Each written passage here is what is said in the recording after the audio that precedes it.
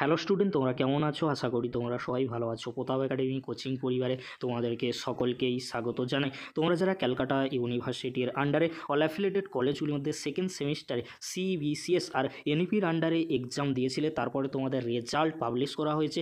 রেজাল্টে তোমরা খুশি হওনি, তার জন্য তোমরা রিভিউ ও এফএসআই করতে চাইছো।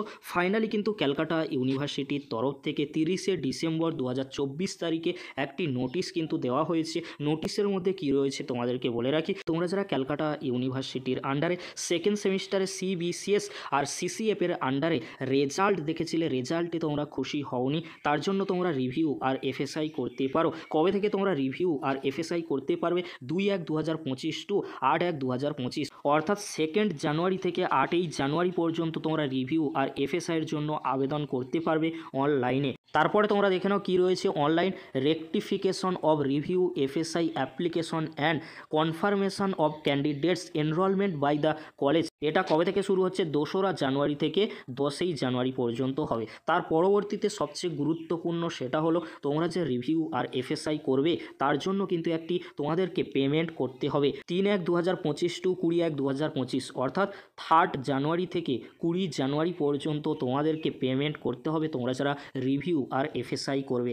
তার পরবর্তীতে 22/1/2025 তারিখে তোমরা যারা রিভিউ আর এফএসআইয়ের জন্য আবেদন করবে, তার পরবর্তীতে তোমরা যে পেমেন্ট করবে সেই পরিপ্রেক্ষিতে 22/1/2025 তারিখে কি হবে, একটা অ্যাপ্রুভাল লিস্ট কিন্তু করা হবে। সেই লিস্টে যাদের নাম থাকবে তারাই কিন্তু আবেদন করেছে, সেটাই কিন্তু গ্রহণ করা হবে কলেজের তরফ থেকে। তার পরবর্তীতে ইউনিভার্সিটিকে কিন্তু পাঠিয়ে দেওয়া হবে। তাহলে তোমরা দেখে নিলে তোমরা যারা সেকেন্ড সেমিস্টারে সিবিসিএস আর সিসিএফের আন্ডারে রেজাল্ট দেখেছিলে, রেজাল্টে তোমরা খুশি হওনি, রিভিউ আর এফএসআই করতে চাইছো। কবে থেকে শুরু হচ্ছে?